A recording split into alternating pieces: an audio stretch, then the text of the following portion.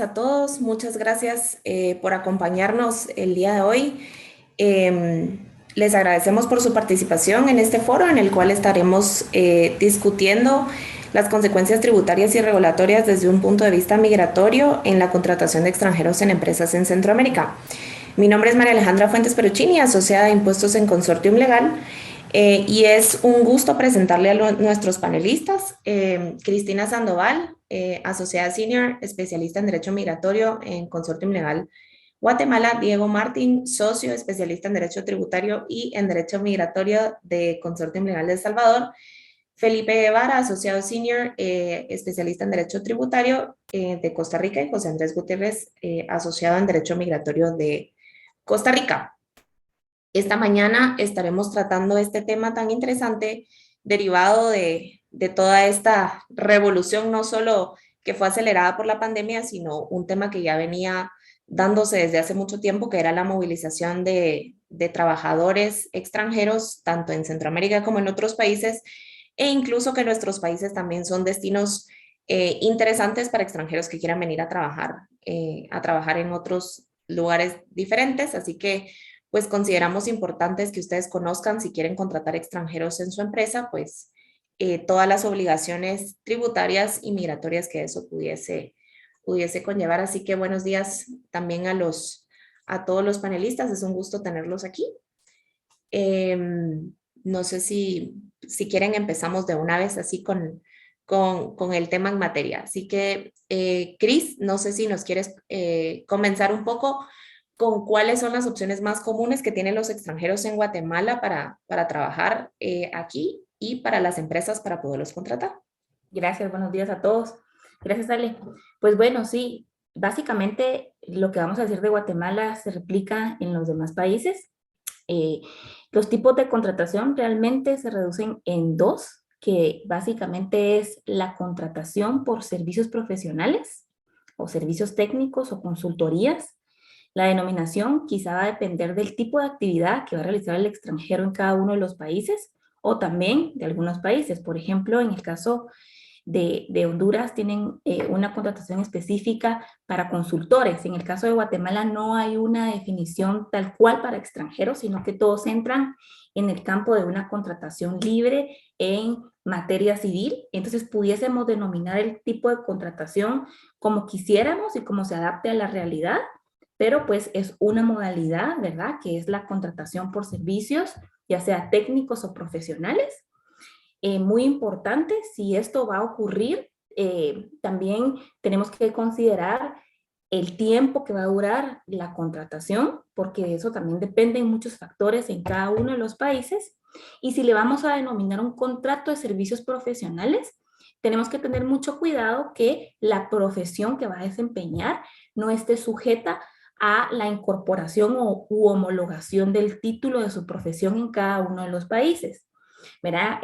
Entiendo, por ejemplo, en el caso de Guatemala, como es en los demás países, por ejemplo, un médico o un abogado que va a desempeñar una actividad profesional, antes de verificar su tema migratorio y el tema de impuestos, no olvidemos los otros requisitos accesorios que pueden existir, como es tener una colegiación activa vigente, ¿verdad?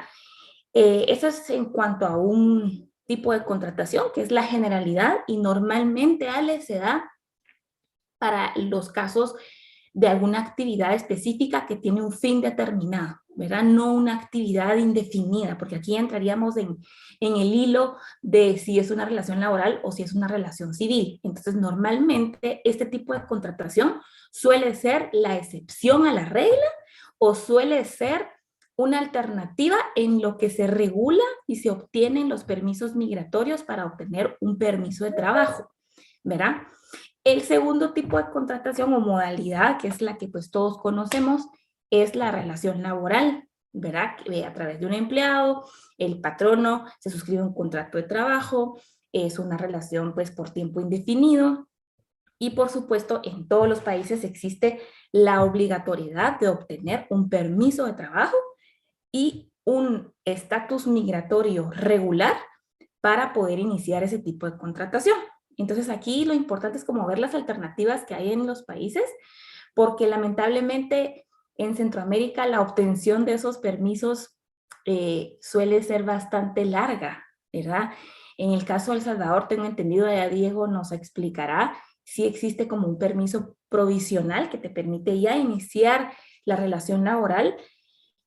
Sin embargo, en los demás países y principalmente en Guatemala, no puedes hacerlo hasta que tengas tu permiso aprobado. Entonces, ¿qué pasa durante ese tiempo de aprobación? Que en Guatemala es entre 4 y 6 meses, te vas a la contratación por servicios temporal, ¿verdad? Y siempre pues considerando ciertos red flags que no tienes que realizar para pues no confundir eventualmente esta relación civil con una relación laboral. Eso es en cuanto a la perspectiva que te pudiera dar de Guatemala y breves pinceladas de la región. Muchas gracias, Cristina. Ahora, Diego, si nos cuentas un poco cómo funciona en El Salvador. Sí, muchas gracias, Alejandra. Gracias, Cristina. En El Salvador, lo que realmente te dan cuando tú solicitas tu residencia con permiso para trabajar, lo que te dan es una residencia temporal durante los 90 días que normalmente tarda el proceso en donde te dan tu permiso para trabajar. No debes, en teoría, empezar a trabajar durante esos 90 días porque todavía no tienes el permiso.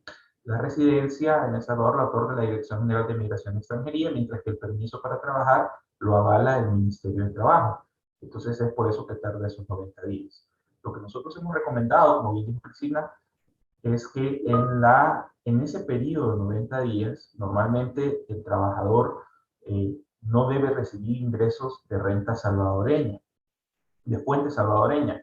Eh, entonces, se pueden buscar alternativas a través de las cuales se les puede contratar por medio de la empresa de la casa matriz. Él sigue recibiendo sus ingresos fuera de El Salvador y está en El Salvador en la forma en que entró como un ejecutivo con visa de negocios. Acá no hay distinción en las visas. Cuando tú entras a El Salvador y pagas una tarjeta de turismo o vienes con una visa consular o una visa consultada, normalmente la autoridad te pregunta a qué vienes y tú puedes decir que eres un viajero de negocios. Es decir, siempre y cuando no tengas rentas de fuente salvadoreña, no vas a tener ese problema. Entonces, cuando es con relación de dependencia, sí es importante que no le des de alta en la empresa, sino hasta que tengas ese permiso de trabajo, pero no es que se te impida estar realizando ciertas actividades siempre y cuando las rentas no sean de fuente salvadoreña. Y para eso son las alternativas que nosotros podemos buscar para los empleadores, hacerlo a través de su casa matriz, ver si existe algún otro tipo de alternativa en donde se pueda brindar para que este extranjero no tenga la necesidad de salir del país en lo que espera ese permiso de trabajo. Perfecto, Diego, muchas gracias. Sí, esto de fuente salvadoreña creo que lo vamos a ampliar más adelante cuando veamos las consecuencias tributarias de estas diferentes formas de contratación, pero primero quisiera entonces terminar con Costa Rica. José Andrés, no sé si quieres ampliarnos con qué opciones tendría una compañía que quisiera contratar extranjeros en Costa Rica.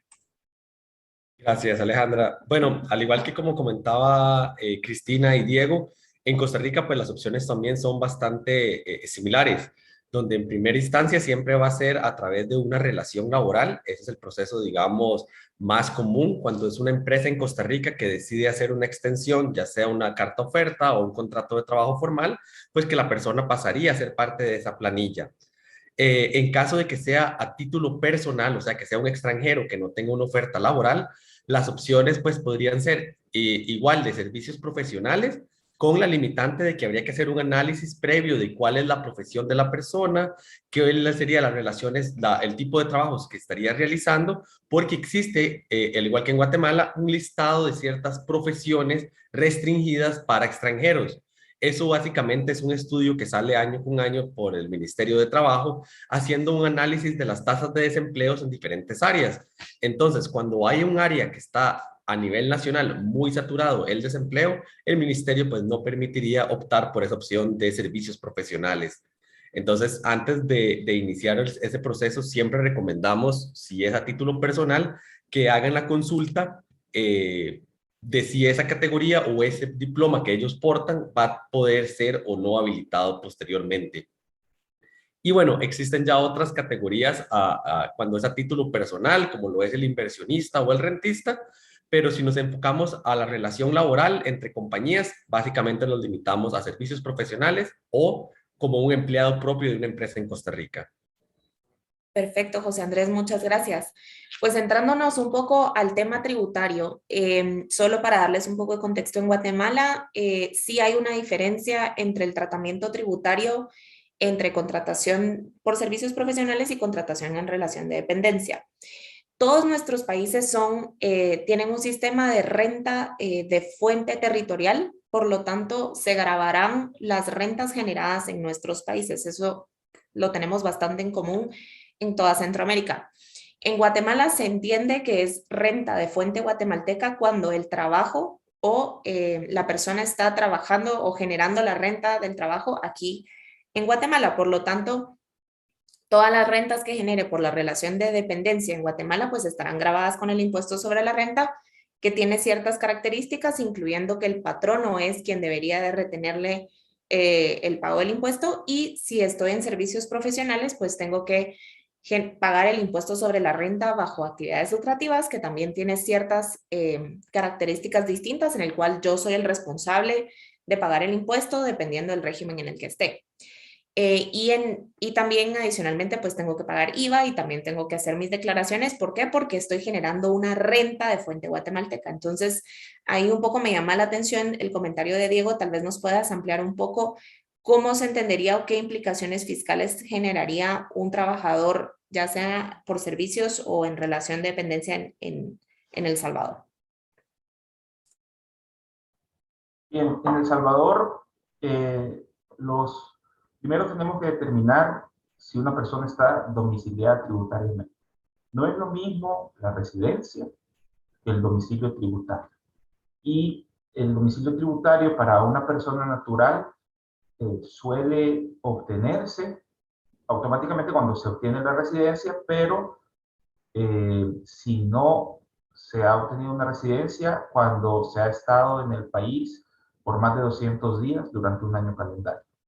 Una vez considerado como domiciliado por más de un año calendario, aún ausentándose del país por hasta 165 días, no pierde dicha calidad de domiciliado tributario. Entonces, vamos a depender si existe el domicilio tributario para esa persona o no.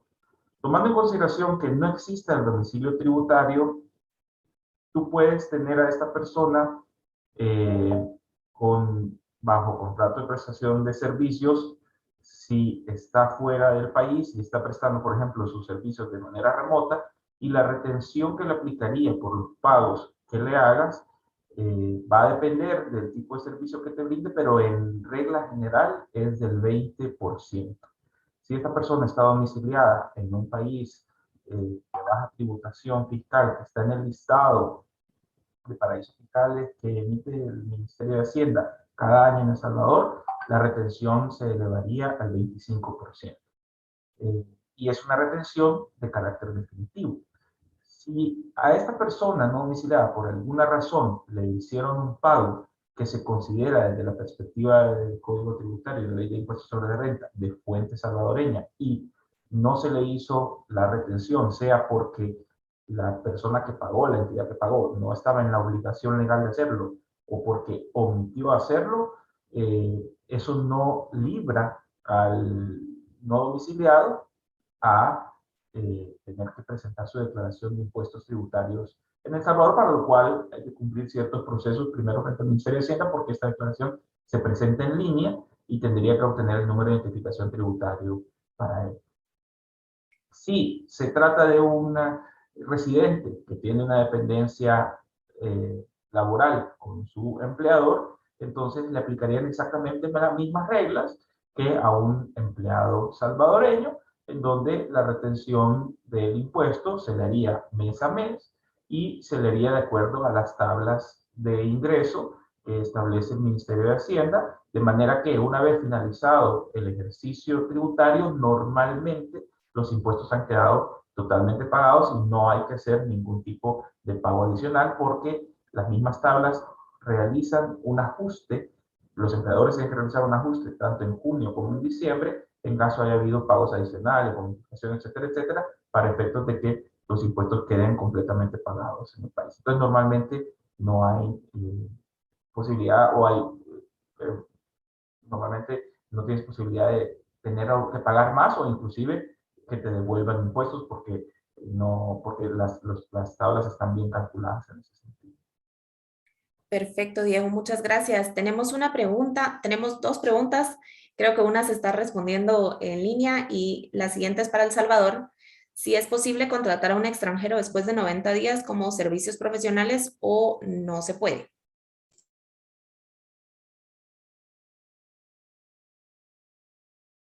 Sí, sí. Hay que distinguir el tema de servicios profesionales. Cuando tú puedes tener, o sea, depende de dónde está el extranjero también. Acuérdense que son diferentes variantes, en el sentido de que el extranjero cuando está fuera del país y está trabajando remotamente, lo contratas por servicios profesionales, normalmente. ¿Pero por qué? Porque el trabajo remoto tiene características muy particulares que el Ministerio del Trabajo y el Código de Trabajo probablemente no tengan el alcance todavía para determinar que existe una dependencia completa respecto a ese trabajador. Pero en ese sentido puedes trabajar después de los 90 días. Si estamos hablando de un no domiciliado, de un extranjero que está en El Salvador y que ha solicitado una residencia, va a depender mucho de qué tipo de permiso hayas solicitado para trabajar. Si estás haciéndolo con dependencia, es un permiso de trabajo para ser empleado. Si lo estás haciendo con independencia, es decir, porque vas a ser un consultor, porque lo que quieres es poder trabajar en El Salvador, residir en El Salvador y tener ingresos de fuente salvadoreña, hay otro trámite migratorio que te permite tener ese tipo de permiso, en donde sí puedes tener ingresos bajo contrato de servicios profesionales. Entonces sí se puede, después de los 90 días, que normalmente tarda el proceso en que ya te dan tu permiso definitivo, tu residencia definitiva, tu tarjeta definitiva más bien, porque la residencia siempre es temporal, trabajar bajo esos aspectos. O sea, puedes ambos. Incluso puedes tener otro tipo de residencia en donde no recibes remuneración, cuando vienes, por ejemplo, a pasantías profesionales o cuando vienes a algún tipo de proyecto humanitario, etcétera, etcétera, o incluso tener remuneración en ese tipo de proyectos, pero es dependiendo del tipo de residencia que vas a obtener, con el tipo de permiso que vas a tener. Si tú eres un representante legal de una compañía, por ejemplo, y tus ingresos van a estar de otra forma, vas a estar recibiendo fuera del país o incluso dentro del país, pero pediste el permiso como representante legal, no es el Ministerio de Trabajo el que te otorga un permiso para trabajar, porque no es necesario, puesto la calidad de residente que tomaste es de otro tipo. Entonces, el tipo tributario también va a variar. Ahora, lo que sí te puedo decir es que si tú eres un residente en El Salvador, ya no te consideras no domiciliado para efectos tributarios y en tal caso las retenciones, aunque seas extranjero, por ser residente, te aplicarían las mismas retenciones que a un salvadoreño, que normalmente a personas naturales es el 10%, y ahí sí, al finalizar el año, tendrías que recalcular tu impuesto de acuerdo a tus ingresos anuales y pagar el complemento que corresponde de acuerdo a las tablas. O inclusive, si no es un monto superior al monto exento, tener una devolución de los montos retenidos. Perfecto. Sí, creo que de lo que hemos estado discutiendo, pues siempre hay un requisito más o menos de si estás generando renta, si hay un requisito de inscripción o no es tan fácil solo de generar las rentas en los países sin necesidad de tener un registro tributario y hacer el cumplimiento tributario. Dependerá también si yo estoy residente o no en el país y qué requisitos me solicite la administración tributaria. Y Felipe, tal vez tú nos puedas ampliar un poco cuál es el tratamiento en Costa Rica dependiendo de lo que hemos estado discutiendo, de residencia o no residencia, permiso de trabajo o en relación de servicios. Bueno, gracias. Técnicamente en Costa Rica cualquier persona puede inscribirse como contribuyente. Es decir, un extranjero que ingrese a Costa Rica puede darse de alta y empezar a tributar, y lo haría con la condición de trabajador independiente que tiene un periodo anual y tributaría conforme a las tarifas ordinarias establecidas para cualquier profesional independiente. Ahí va a tener un tema migratorio que ya, como decimos, es enano otro cuento, pero no le impide a esa persona darse de alta y empezar a tributar acá. Lo segundo es que en el caso de que si se trata de un trabajador o como llama la norma, trabajador personal dependiente, es decir, que va a estar en planilla en relación de dependencia, ahí varía la tributación porque el esquema, como saben, los que ven lo de Costa Rica, tiene un sistema de la que la liquidación, el pago del impuesto lo hace el empleador. Entonces, el extranjero que venga acá como expatriado a estar en planilla de una empresa no tiene que hacer absolutamente nada aparte de suministrar la información personal que vaya a requerir el empleador para inscribirlo y para sacar los permisos de trabajo.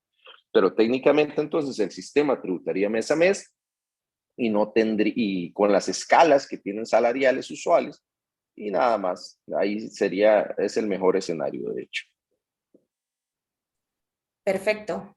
Sí, pues interesante. Vemos que siempre van a haber requisitos específicos y es importante asesorarnos como empresa, cómo vamos a traer a la persona del extranjero, qué regímenes le vamos a dar. No sé, Cristina, entiendo que hubo un cambio en la legislación migratoria que es un poco reciente en cuanto a cuáles son las visas que yo puedo requerir o qué requisitos tengo que tener para yo contratar extranjeros en Guatemala. Y también si nos puedes hablar un poco de que entiendo que también en Guatemala hay ciertas limitaciones en cuanto a cuántos extranjeros puedo contratar también para mi empresa. Sí, correcto, Ale. Bueno, en realidad las reformas se han estado dando desde el año 2019 hasta la fecha. Verán, han sido reformas constantes mediante los acuerdos de la Autoridad Migratoria Nacional. Y pues uno de los principales cambios es que antes del año 2019 realmente cualquier persona podía venir a Guatemala y obtener una residencia temporal sin necesidad de tener una empresa que lo garantizara y sin tantas formalidades. Esto permitía pues que pudieran venir con cualquier finalidad para invertir, para prestar servicios de forma liberal, para pues ejercer por su propia cuenta, para poder ser contratados bajo relación de dependencia. Sin embargo, ese tipo de residencia quedó sin vigencia. ¿Por qué? Porque se vio lamentablemente que se le dio una mala utilización a esa residencia, hubo un abuso de ese uso. Los extranjeros pues daban cierta información falsa quizá, ¿verdad? Que iban a dedicarse a realizar tal actividad y a la hora de la hora pues nunca renovaban sus residencias, no se sabía con certeza si las actividades que realizaban en el país eran lícitas o no, si pagaban impuestos o no, y derivado de toda esa migración irregular y de empresas que se dedicaban a facilitar esos procesos a los extranjeros, se reformó el Código Penal incluso, porque hay ahora un delito que es aplicable a las personas que se dedican o a participar en esas migraciones irregulares. Y dos, eso significa ahora que pues esta residencia ya no está vigente y obligatoriamente tenemos que encasillar a los extranjeros en los diferentes tipos de residencia que hay ahora, que son limitadas, ¿verdad? Ya no son números apertos, sino que solo son 7 tipos de residencias. Y en la práctica nos está costando mucho identificar en qué tipo de residencia encajan los extranjeros que no necesariamente van a estar trabajando en relación de dependencia en Guatemala, pero que no van a excederse de un tiempo de 6 meses o de 10 meses. Para ese tipo de extranjeros no es tan sencillo. Incluso justo ahí contesté una pregunta de un participante, ¿verdad? Que nos estaba comentando que pues se le otorgó una contratación a un español en Estados Unidos, el contrato está suscrito en Estados Unidos, la relación laboral está en Estados Unidos, pero la ejecución de los servicios se da en Guatemala. Y ahí en su pregunta también decía, pero no tenemos representación en Guatemala, no hay un patrón en Guatemala y no se le paga en Guatemala. Necesitamos que él esté 18 meses en el país. Ahí es donde viene esa complejidad, porque la residencia de antes, que si hubiese sido bien utilizada, hubiese sido la idónea para este tipo de procesos, ¿sale?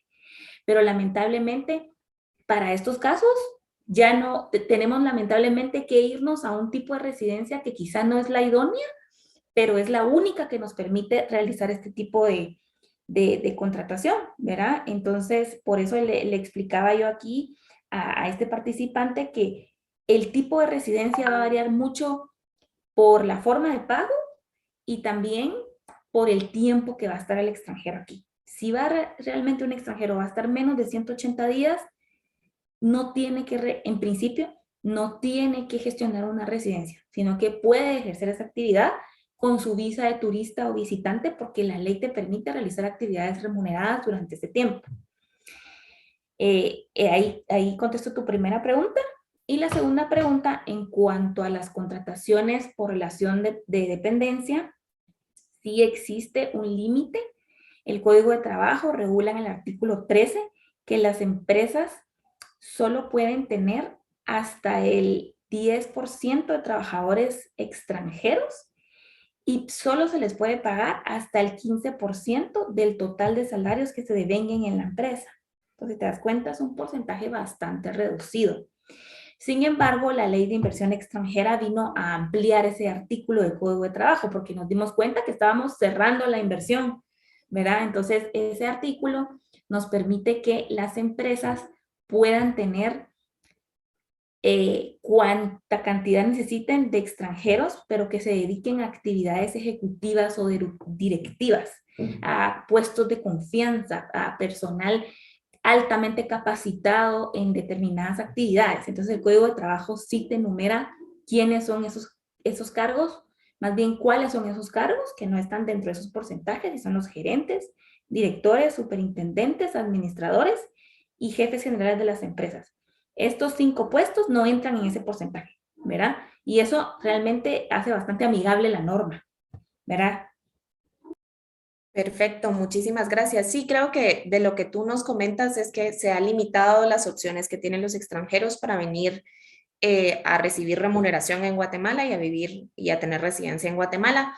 Vale la pena mencionarles que sí, si yo paso más de 183 días en Guatemala, soy residente, lo cual implica que tengo un tratamiento tributario distinto para las rentas que genero, pero si yo generé rentas de fuente guatemalteca, aún siendo no residente, igual aplicaría el pago de impuestos en Guatemala, sea a través de retención o sea que yo tenga que declararlas, que es un poco lo que nos comentaba Diego en El Salvador. Ahora creo que esto se ha evidenciado más las limitaciones con todo el tema del trabajo remoto que se genera que se ha generado por tema de la pandemia, que ya nos dimos cuenta que la gente ya no tiene que estar en oficinas, todo el mundo pues anda más o menos trabajando donde quiere, ¿verdad? Entonces, creo que Costa Rica va un poco a la vanguardia en estos temas en cuanto a no limitar tanto dónde trabajan los extranjeros, pero no sé si José Andrés tal vez nos puedes ampliar un poquito sobre qué están haciendo en Costa Rica. Claro que sí, Alejandra. Bueno, efectivamente en Costa Rica se trató en su momento, digamos, cuando se publicó la ley inicial conocida como nómadas digitales, a mediados o finales del 2020.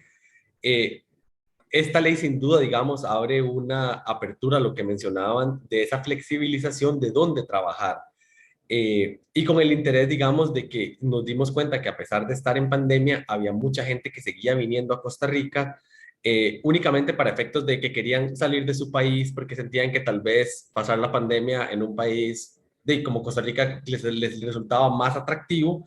Y bueno, eso ocasionó que a nivel de país se hiciera esta nueva ley para que efectivamente poder resolver estos casos como el que comentaba Cristina, que qué pasa cuando una persona simplemente tiene su profesión afuera, es de un tercer país, pensemos, no sé, la persona es de Estados Unidos, le brinda servicios a personas en Europa, pero él físicamente quería estar en Costa Rica.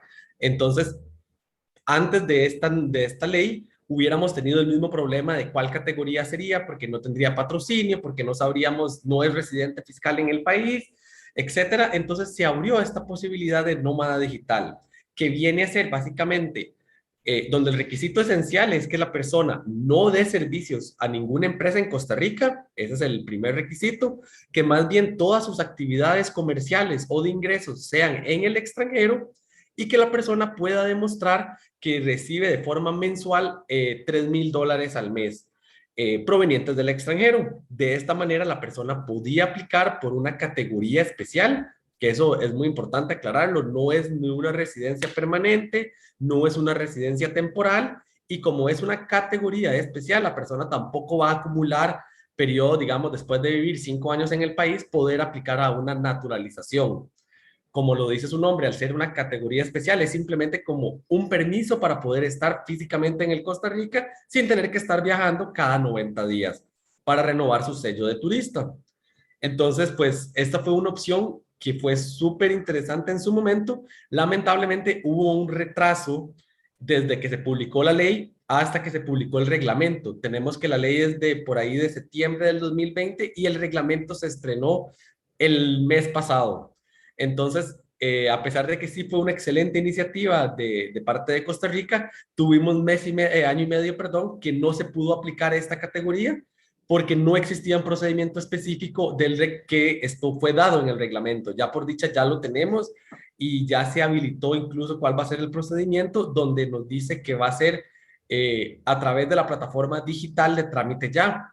El objetivo de hacerlo como un proceso especial en Trámite Ya hace que el proceso de aprobación sea de 15 a 20 días hábiles. Eso dice, pues, por lo menos la teoría del reglamento. Hay que ver si en la realidad se va a ajustar realmente migración a esos plazos, porque sabemos que en la realidad lo que diga la ley y lo que puedan demorarse en resolver puede variar un poquito, pero bueno, de acuerdo a lo que ellos indican es de 15 a 20 días hábiles. Y bueno, como les decía, los requisitos son demostrar que los ingresos provienen del extranjero, eh, si la persona viene con su familia o que viene con algún dependiente, tiene que demostrar que tiene ingresos ya no de $3,000, sino de $4,000 como mínimo. Y el requisito otro esencial que va a ser que la persona porte o tenga un seguro de médico que lo pueda cubrir en gasto de cualquier accidente o enfermedad mientras esté en el país. Este seguro puede ser un seguro médico internacional o lo pueden obtener aquí en Costa Rica de una cobertura de ya te confirmo el monto, si no me equivoco, es de 50 millones. De 50 millones de gastos médicos.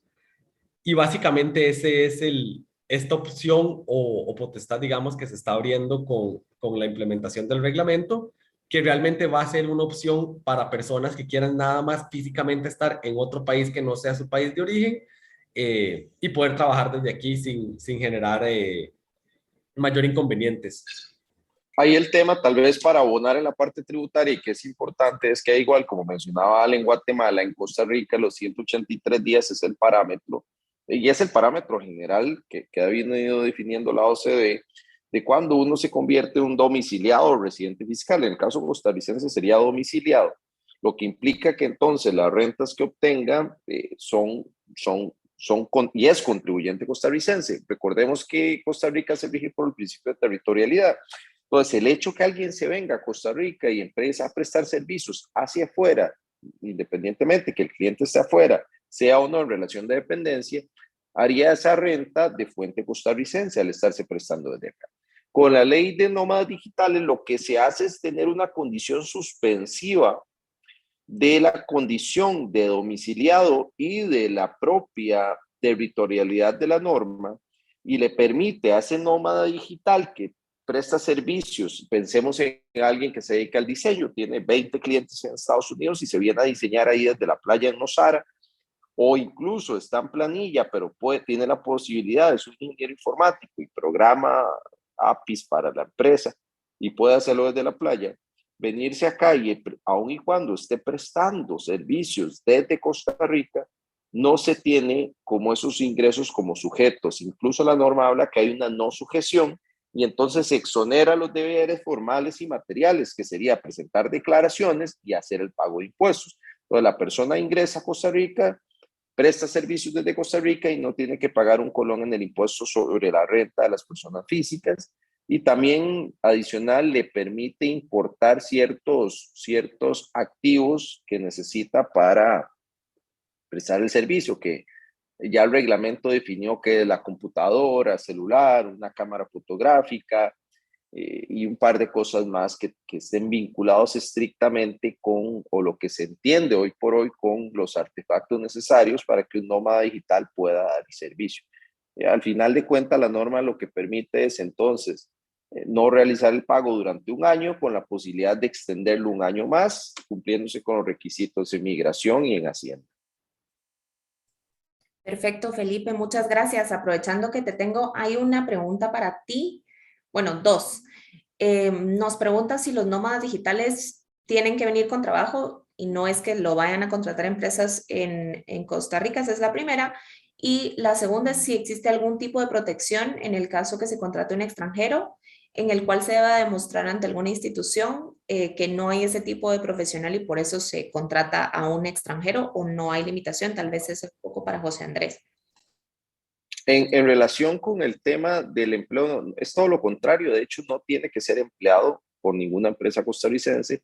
Lo que tiene que demostrar es que tiene ingresos por contratos o por relación de dependencia de $3,000 mensuales. Entonces, yo muestro mis contratos, que tengo $3,000 de ingreso mensual y es uno de los requisitos para poder iniciar. Si vengo con mi núcleo familiar, si vengo ya con mi esposa, hijos, o lo que sea, es de $4,000, ¿ok? El límite. La segunda pregunta le da a José. Con relación a la consulta que estaban haciendo, sí existe una institución en nuestro mercado, digamos, que hace una especie de análisis. Y en realidad aquí la respuesta se va a dividir en dos. En migración existe, digamos, un procedimiento para que las ciertas empresas que cumplan con ciertos requisitos esenciales pueda aplicar a un trámite que se llama de empresa reconocida. Cuando es una empresa, digamos, reconocida, el análisis de si se aprueba o no va a depender el 100% de la Dirección General de Migración y Extranjería. Solo migración va a analizar que los requisitos estén completos y que la persona o el puesto, digamos, se ajusta a lo que dice la ley de migración. Ahora bien, si la empresa que lo está contratando no es empresa reconocida, el análisis no solo va a ser de parte de migración, sino también del Ministerio de Trabajo. Entonces, el Ministerio de Trabajo va a tener conocimiento de ese caso, va a revisar cuáles son las funciones que va a hacer la persona, cuál es el salario que va a hacer y va a poder dar una recomendación de si le dice a migración que lo apruebe o no apruebe esa categoría. Entonces, en caso de que sea, digamos, un trabajo muy específico o algo, digamos, que realmente sí, que tal vez en Costa Rica no existe, eso va a hacer que el proceso, digamos, de acreditación, de aprobación de esa residencia, pues sea mucho más evidente y mucho más sencilla.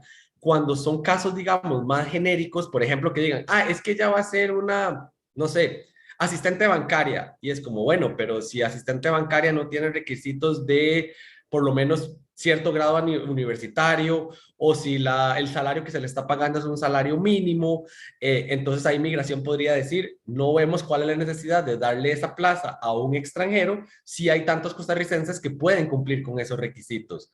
Más bien, entre más, por decirlo de una manera, exótica sea la posición o más especializada sea la labor que tiene ese extranjero, mucho más fuerte va a ser el caso y mucho más probable va a ser la aprobación de ese caso. Perfecto, muchísimas gracias, José Andrés. Veo preguntas en cuanto a más información sobre este tema de nómadas digitales y con mucho gusto, después de esto, a todas las personas que se inscribieron en el webinar les vamos a mandar información ampliada sobre todo lo que estamos platicando y un resumen pues de las diferentes formas de contratación y consecuencias tributarias en Centroamérica.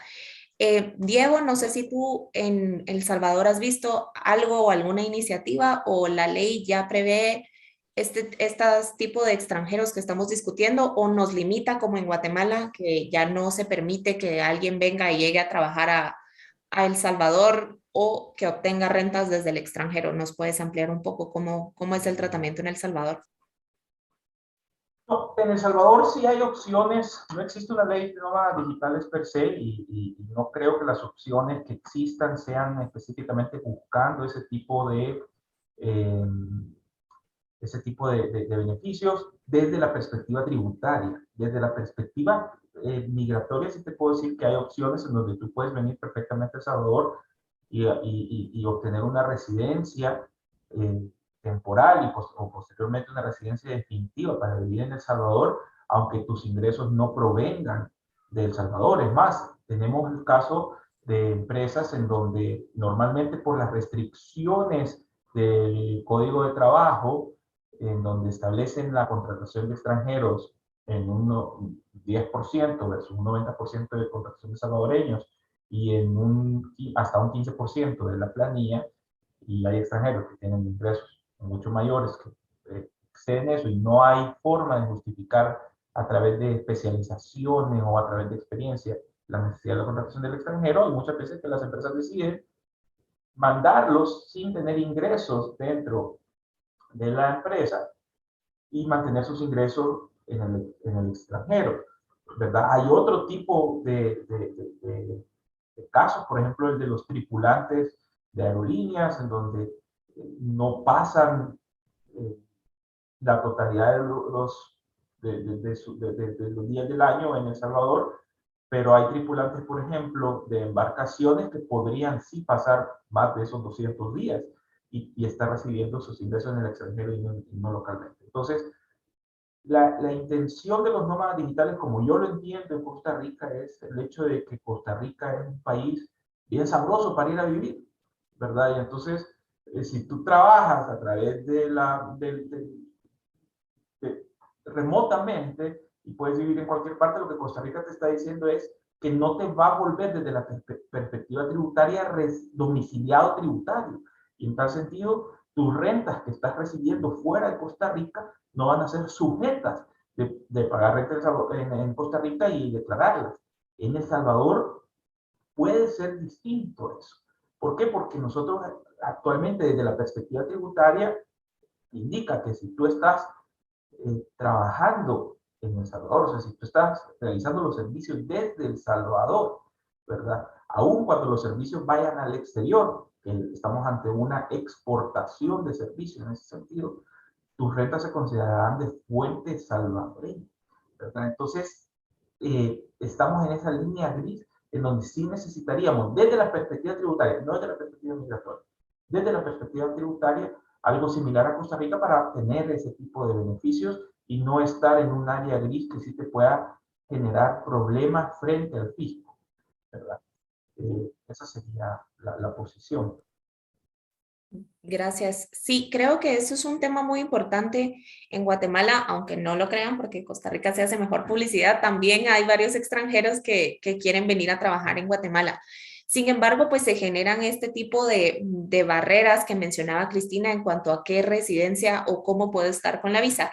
Sí existen personas que pues tienen el tema de la visa de turista y que ya Cristina nos ampliará un poco sobre el tema de que se puede renovar el tiempo de la visa y salir, pero no muchas personas ni muchos extranjeros tienen el conocimiento que tú mencionas en cuanto a que si yo estoy trabajando en Guatemala, sin importar dónde se recibe la renta, pues genero obligaciones tributarias que debería de cumplir en Guatemala. Sin embargo, no hay una comunicación o no están coordinados entre el tema migratorio con el tema tributario. No sé, Cristina, tú cómo has visto, creo que ha habido una evolución y ahora están bastante en mejor comunicación de hace 5 o 6 años. No sé si nos puedes ampliar un poco sobre este tema.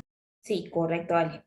Contestando a tu primera observación, en Guatemala tenemos vigente una visa de turistas visitantes, es la misma visa, solo que está denominada pues como turista para los que vienen a hacer actividad de turismo y se denomina visa de visitantes para quienes vienen a realizar una actividad remunerada o no en el país por un periodo de hasta 180 días, ¿verdad? ¿Qué significa esto?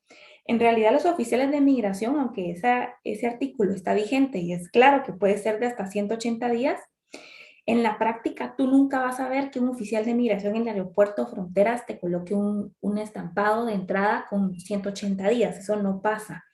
No sé si es por desinformación de migración o porque siempre Migración Central quiere tener como un control de quienes eventualmente o están optando a una prórroga de visa de turista o visitante. Entonces lo que se hace en la práctica es que tú ingresas, te dan hasta 90 días, porque claro, no siempre dan 90 días, a veces te pueden dar 3 días, Yo he visto casos de 72 horas o 15 días, 30 días, y tú puedes prorrogar ese plazo por el mismo tiempo por el cual te fue otorgado. Entonces, normalmente te dan los 90 días, los prorrogas en migración de forma muy sencilla por otros 90 días y eso te da los 180 días que te establece la ley.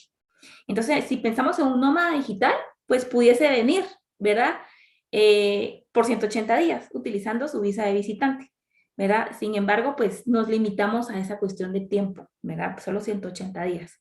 Ojo, porque se tiene la mala impresión de que si tú sales por tanto tiempo y reingresas, otra vez tienes tus 90 días y probablemente eso funcione así en la práctica. Migratoriamente hablando, tú vas a poder reingresar como turista visitante las veces que quieras, pero ya llega un punto donde migración puede ir detectando tus constantes entradas y eso genera una alerta. Y dos, el tema tributario que tú bien mencionabas, ¿verdad? Luego de 183 días de estar en Guatemala durante un año calendario, ya eres considerado residente fiscal y por ende estás sujeto al pago de impuestos. Correcto, también con el tema que tú dices entre SAT y migración, antes del año 2019 había cero comunicación entre migración y SAT, cero. Sin embargo, ahora ya hay ciertas obligaciones que sí se están revisando por parte de migración. Y esto normalmente aplica a quienes son residentes temporales o permanentes en Guatemala. Y es que para tú poder hacer cualquier actualización o cualquier renovación de residencia, tienes que presentar tu solvencia fiscal, ¿verdad? Que eso sea constitucional o no, es un tema que quizá en otro conversatorio lo podemos platicar, ¿verdad?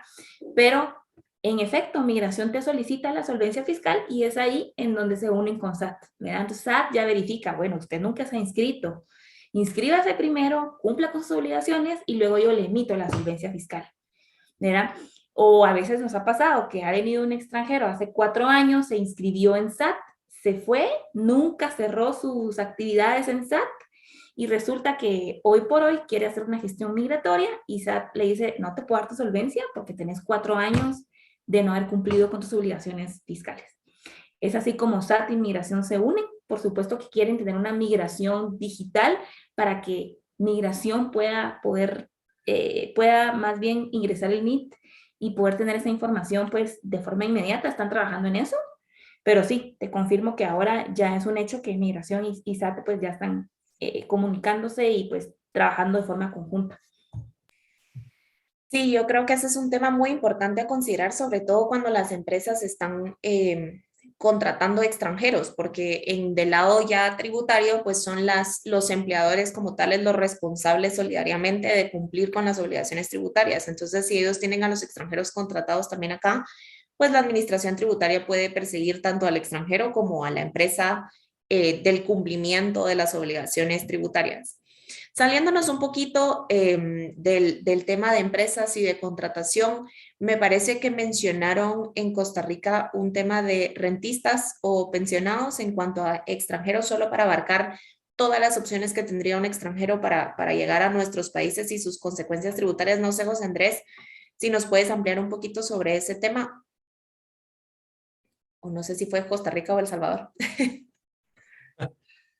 Bueno, en Costa Rica sí existe una actualización que se hizo también a medida de esta época de pandemia, donde buscando impulsar nuevamente la inversión y la visita de extranjeros, se hizo una modificación a uno de los incisos de la ley de inversionistas o de la categoría de inversionista.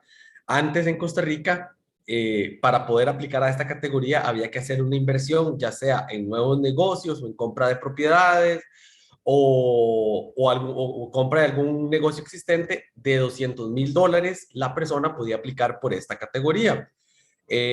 Lo que se hizo en la reforma es que se bajó el monto de inversión de $200,000 a $150,000, con el fin de que tal vez eso impulsara un poco más a personas a querer venir a vivir en Costa Rica y residir. ¿Qué es lo que sucede? Si bien es cierto, esta categoría, digamos, es bastante atractiva, sobre todo para personas que sí tienen planeado comprar una propiedad, por ejemplo, el ejemplo que da Felipe de que se quieren retirar o que quieren trabajar desde la playa.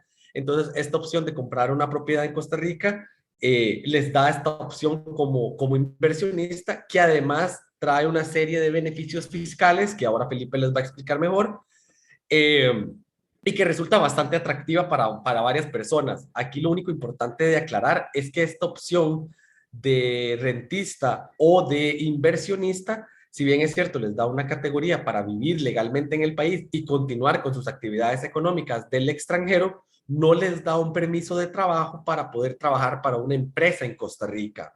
Entonces, eso sí es muy importante tenerlo en cuenta, porque a veces, muchas veces dicen como, ah, sí, es que voy a ser inversionista y también voy a trabajar para empresas en Costa Rica, o que me interesa venir a Costa Rica y voy a vivir aquí, pero quiero ofrecerle mis servicios profesionales a empresas en Costa Rica. Y lamentablemente, pues no funciona así, porque no te va a otorgar un permiso de trabajo, pero sí es una opción, digamos, que si la persona pues tiene sus negocios en el extranjero, también le podría servir, digamos, continuar su actividad económica en el extranjero y estar simplemente viviendo en Costa Rica de forma física.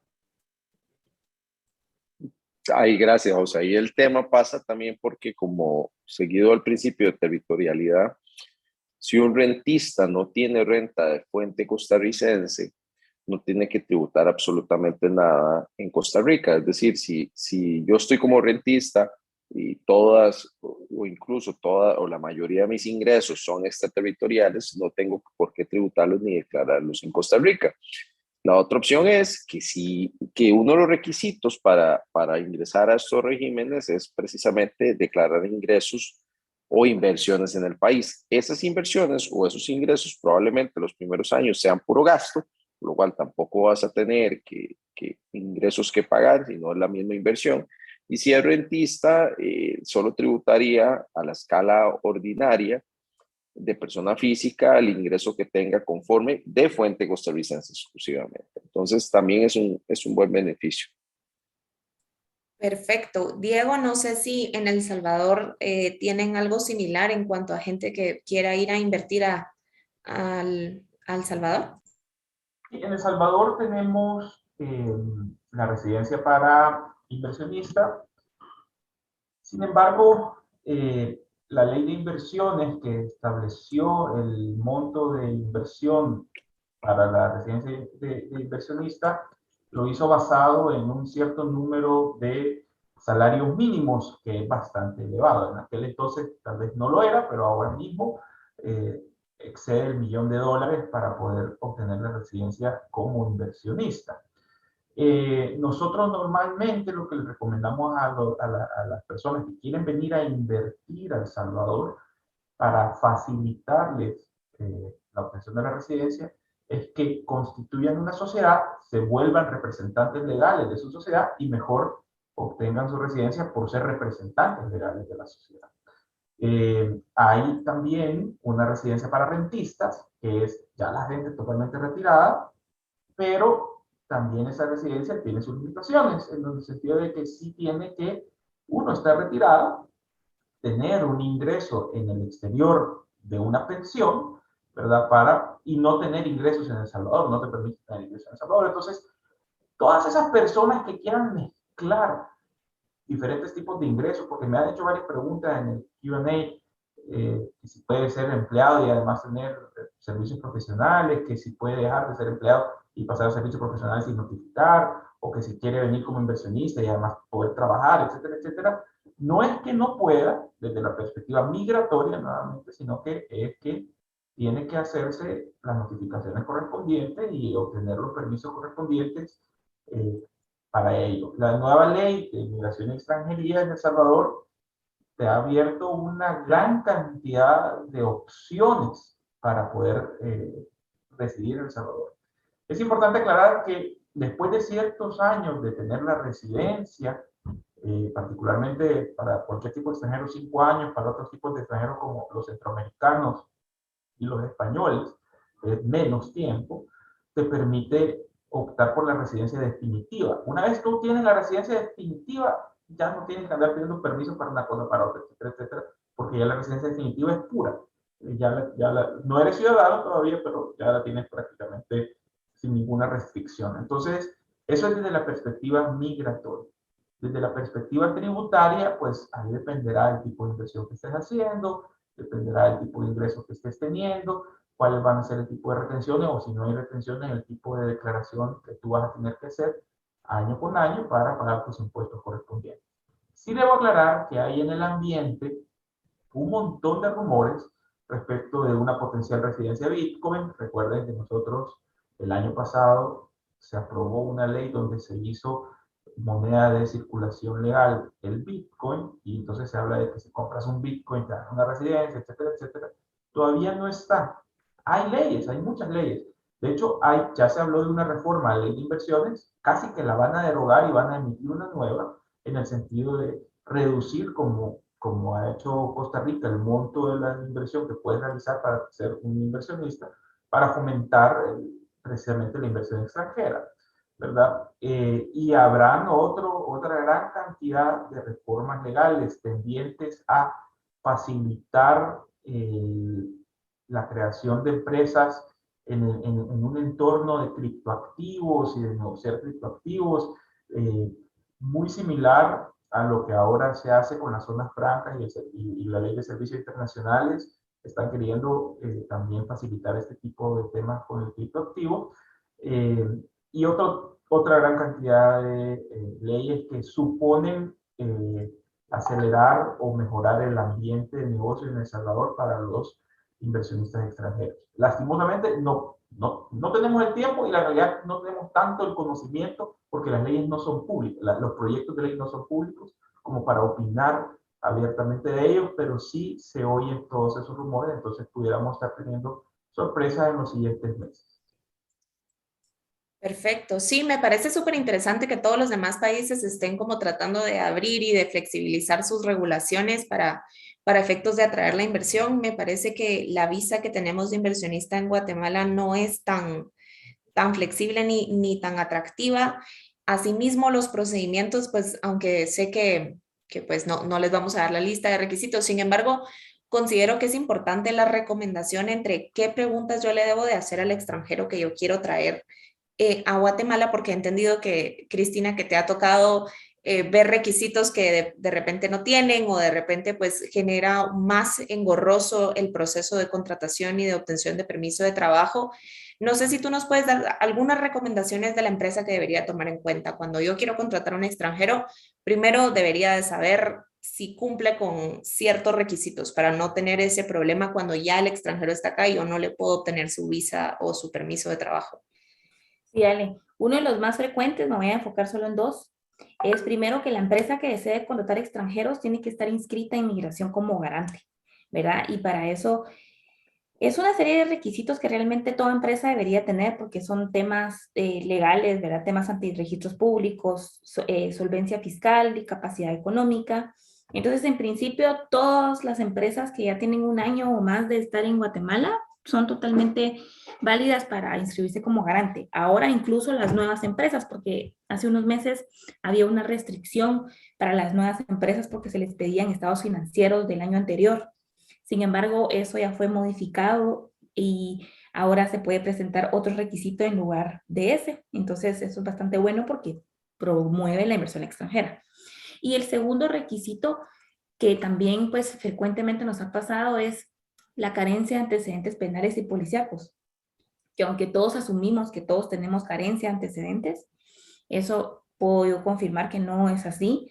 En muchos casos en Estados Unidos pasa que hubo alguna infracción de tránsito, que pues allá son muy comunes, y eso pues te aparece en tu récord del FBI, y lamentablemente, aunque sea una falta menor o que incluso haya ya prescrito, si eso sigue apareciendo en tu récord, migración no admite tu solicitud. Hay que hacer un proceso de limpieza de antecedentes, y en cada país es distinto, es costoso y es tardío. Entonces, también tenemos el caso de homónimos, ¿verdad? Que probablemente es un nombre muy común en tu país y te aparece el registro de policial o penal de una persona que no eres tú. Realmente que migración comprenda esa situación no es fácil, y te exigen siempre hacer ese proceso de limpieza de antecedentes, y pues eso ha detenido muchas contrataciones. Ya cuando el extranjero está acá nos percatamos de eso, entonces sí es un punto que sí se recomienda que las empresas verifiquen antes de confirmar una contratación hacia Guatemala. Perfecto. No sé, José Andrés, si en Costa Rica son tan estrictos y tan engorrosos los procesos como en Guatemala, y qué recomendarías para que las empresas tengan en cuenta al contratar a los extranjeros.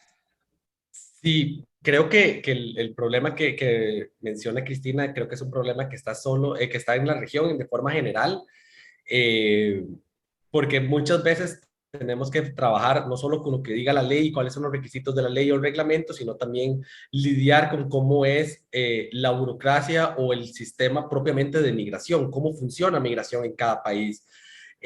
¿Por qué en un caso te piden A o B documento y en otro caso no te lo mencionan? ¿Por qué un caso se aprobó en tiempo récord, en 90 días, y otro puede demorar 6 meses? Este es un tipo de preguntas, digamos, que no tienen una respuesta directa y que es parte, digamos, de creo que la comunicación que tiene que existir entre el abogado y la empresa, de informar cómo van los dos procesos, pero también entender que hay un tema, pues, de suerte, si es de alguna manera que lo podemos decir, entre un proceso y otro. Efectivamente, los documentos siempre van a ser, los requisitos, digamos, mínimos de ley, siempre van a tener que presentarlos.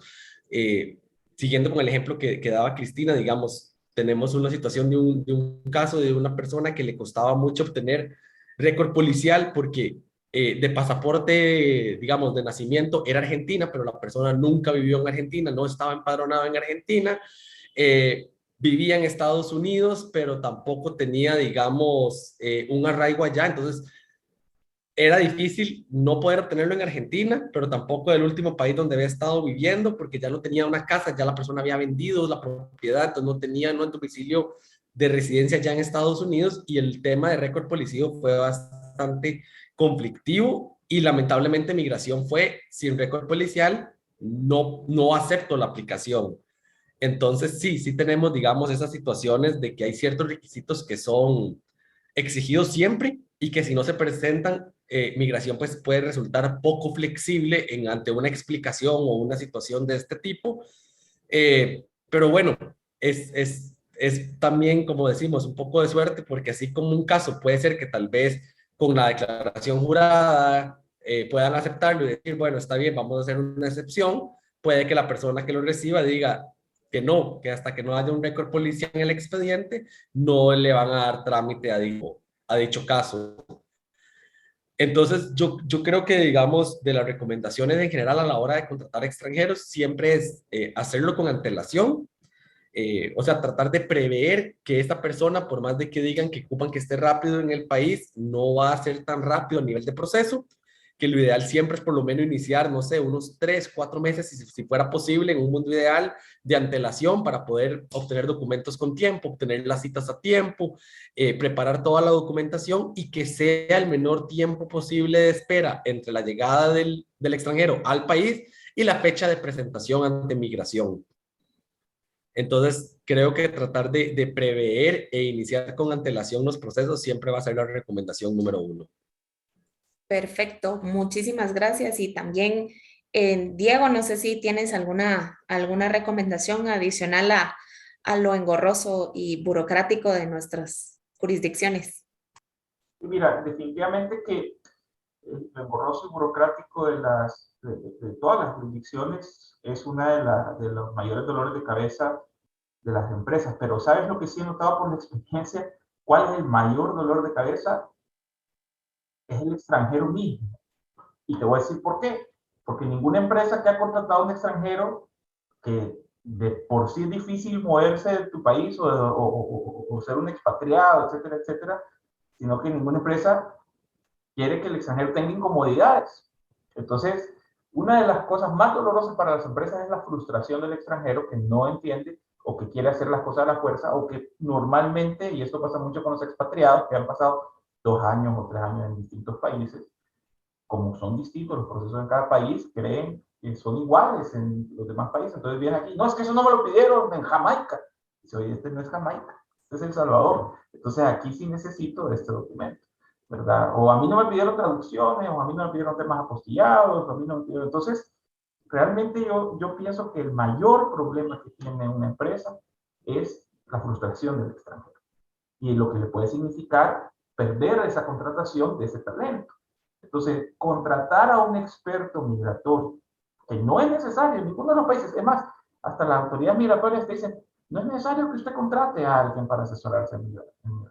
Y lo dicen porque hay muchas personas que abusan de los extranjeros que llegan a las oficinas migratorias, que normalmente tienen sus puestos de trabajo afuera o están parados afuera de la oficina migratoria, y te dicen, oye, necesita el clásico tramitador, pero aquí no se trata de un tramitador, se trata de un real experto en temas migratorios que te va a guiar y que te va a permitir transferir tranquilidad al extranjero. Y cuando el extranjero diga, no, es que esto es así, así, así, tú puedas explicarle, mira, no es así, pero te vamos a encontrar esta solución, te vamos a dar este otro camino, etcétera, etcétera. Una de las grandes frustraciones que tienen los extranjeros, por ejemplo, es, necesito abrir mi cuenta bancaria allá porque no puedo pagar aquí, no puedo pagar allá, no puedo, quiero pagar mi apartamento, quiero pagar el supermercado, no puedo andar con efectivo por todos lados. Y entonces tú puedes irle dando otras soluciones. Mira, trata de ocupar tu tarjeta de débito de tu cuenta bancaria en tu país. Aquí aceptan tarjetas de crédito en la gran mayoría de partes. Veamos cómo podemos facilitarte a través de la empresa el pago de ciertos servicios, etcétera, etcétera, para irle resolviendo su situación y que tenga la menor cantidad de incomodidades posibles. Entonces, ese es el consejo que yo le daría a las empresas, especialmente porque sí es necesario asesorarte con un experto en temas migratorios, ¿verdad? Estás hablando de un talento que has contratado por una razón muy específica, que tiene un valor para la empresa, ese talento, y que no quieres perderlo, que quieres tenerlo de la forma más cómoda y menos frustrada posible, ¿no? O sea, el tema migratorio no debería ser un tema de frustración o estrés para el extranjero, y contratar a un experto te facilita mucho eso. Perfecto, muchísimas gracias, Diego. Me hacen una pregunta en cuanto a la ley del IVA. Esto es un tema muy, muy guatemalteco, como les mencioné al inicio, pues sí, los guatemaltecos que están, o bueno, las personas que prestan servicios en Guatemala están sujetas al pago del impuesto al valor agregado en el caso de ellas no estén en relación de dependencia. Y por lo tanto, estas deben de cumplir con la emisión de las facturas y la declaración. Estos son requisitos formales que también están sancionados en el caso yo no los cumpla. La ley del IVA pues sí permite emitir facturas especiales en el caso el contribuyente se rehúse a cumplir con el requisito de emisión de facturas. Sin embargo, esto debería de ser muy extraordinario, ya que si se hace de forma recurrente, pues para la empresa probablemente no pase nada porque tiene su documento de respaldo y está cumpliendo con las obligaciones tributarias. Sin embargo, hay que considerar también del lado del extranjero que el extranjero se supone que al ser contribuyente del IVA debe estar cumpliendo con los requisitos formales que le establece la ley, incluyendo la emisión de la factura y la declaración, ¿verdad? Entonces, si el extranjero no lo hace, pues probablemente en la administración tributaria pueda exigirle el cumplimiento y el pago de una multa al no estar cumpliendo con sus requisitos formales, si bien el impuesto sí se está pagando. Entonces, no se recomienda que sea una forma recurrente, sino que sea extraordinario. No hay la norma no te dice cuántas veces ni cuántas facturas, pero nuestra recomendación sería un par, ¿verdad? Solo para efectos de esperar a que salgan todos los requisitos, y creo que todas las recomendaciones que hemos escuchado esta mañana en cuanto a cómo prepararme para que venga el extranjero, qué requisitos debo de tomar en cuenta, conocerlos antes para evitar también para evitar también esa frustración que mencionaba Diego. Así que creo que este tema de extranjeros va a seguir evolucionando. Como nos mencionaron en El Salvador, van a existir más sorpresas en cuanto a iniciativas de ley diferentes. En Costa Rica ya vemos que va a la vanguardia en cuanto a los nómadas digitales, para efectos de que los extranjeros vengan a trabajar, vayan a trabajar a Costa Rica, a la playa, como hemos mencionado. Y en Guatemala, pues si bien tenemos un poco más de restricciones en cuanto a qué requisitos deben de tener, pues igualmente las empresas siguen teniendo que contratar extranjeros y personal capacitado desde fuera, y entonces es importante tomar en consideración las recomendaciones y pues tomar la nota de en qué régimen yo podría contratar a ese extranjero y qué cumplimiento fiscal debería de tener ese extranjero al final. hemos ido respondiendo un poco sus preguntas durante... Ale, Sí, Felipe. perdona, nada más que hay una consulta de las tasas de retención en Costa Rica. Sí. Ahí hay que tomar en cuenta que las retenciones se dan cuando un domiciliado, es decir, por ejemplo, que yo contrate a un extranjero o un no domiciliado a efectos fiscales para que me preste un servicio. La tarifa básicamente que se ha homologado es del 25% por servicios profesionales, por asesoramiento, por regalías. Hay tarifas un poco distintas dependiendo del servicio que se dé. O, por ejemplo, si trata de intereses es 15%. Y también recordar que en el caso de que si estoy remesando rentas a residentes fiscales mexicanos, españoles o alemanes, existe un convenio que reduce las tarifas. Entonces hay que estar siempre atento a eso. Pero en las retenciones es así, es cuando yo, domiciliado fiscal costarricense, estoy pagando no domiciliado por un servicio de fuente costarricense, debo retenerle y básicamente la tarifa general del 25%.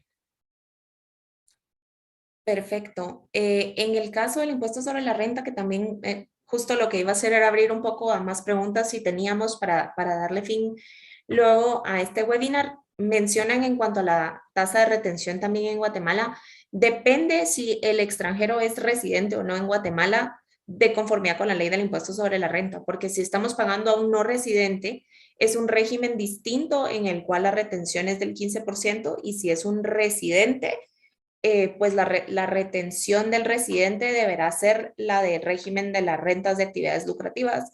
En cuanto a la disposición general, que es del 5% de ser la retención, porque se asume que la persona está en el régimen, digamos, de opcional simplificado. Creo que esa es la pregunta que teníamos. No sé si alguien más tiene alguna otra pregunta adicional de todo lo que hemos estado discutiendo. Creo que, Felipe, tenemos otra pregunta para ti sobre la retención en la fuente. Si la empresa cubre este impuesto para no afectar al colaborador, ¿este gasto es deducible o no?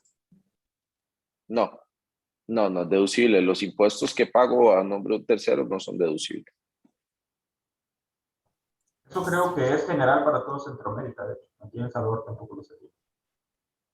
Correcto, creo que lo mismo, igual confirmo del lado de Guatemala en la deducibilidad.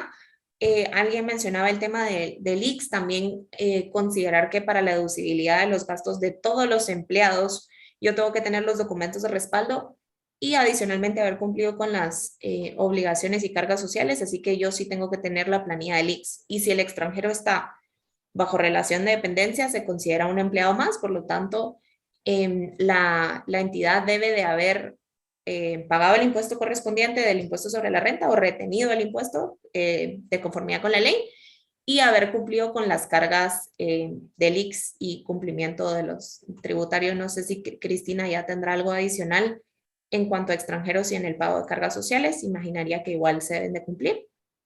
Sí, correcto, Ale. Perfecto. Pues si no tenemos más preguntas, creo que con las consideraciones que nos llevamos esta mañana han sido muy valiosas. Le agradezco muchísimo a los panelistas y a las personas de Nicaragua y Honduras que han estado también respondiendo preguntas para estas jurisdicciones en específico, que también estaban ahí. Tenemos expertos en todos los países. Así que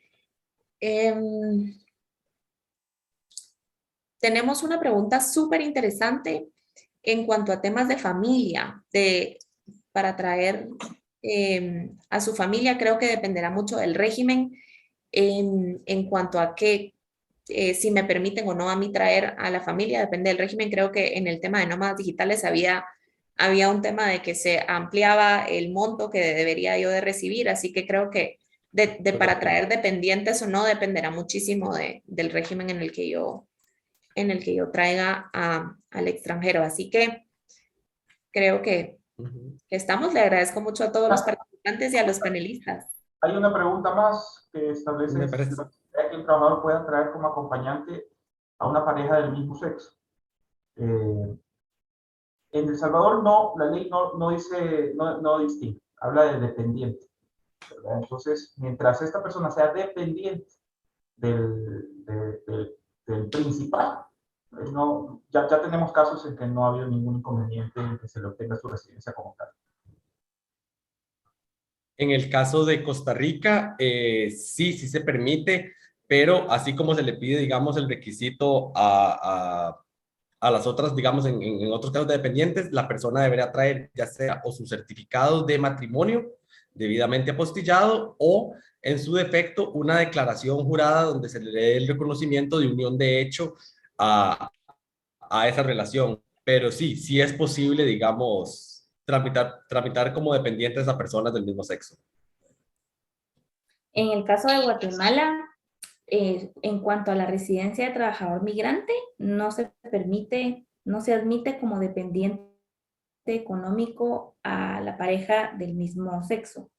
Sin embargo, esta persona puede optar a otro tipo de residencia, normalmente a una residencia por estudios. ¿Verdad? Lo importante es de que esta persona pues se inscriba a alguna academia, ya sea de cocina, de arte, de idiomas, y lo que se permite es que la pareja que está con una residencia de trabajador migrante pueda fungir como su garante y que pueda manifestar ante migración que se hace responsable de todos los gastos de estadía de su conviviente. Así que no se puede de primer punto, pero sí hay alternativas para que puedan regularizar la situación migratoria de la pareja. Buenas tardes a todos. Buenos días. En el caso de Nicaragua, la ley no establece ninguna regulación al respecto. Hay un vacío. En todo caso, si se desea intentar esta posibilidad, deberá de presentarse, al igual que en Costa Rica, un certificado de matrimonio debidamente apostillado o una declaración de unión de hecho.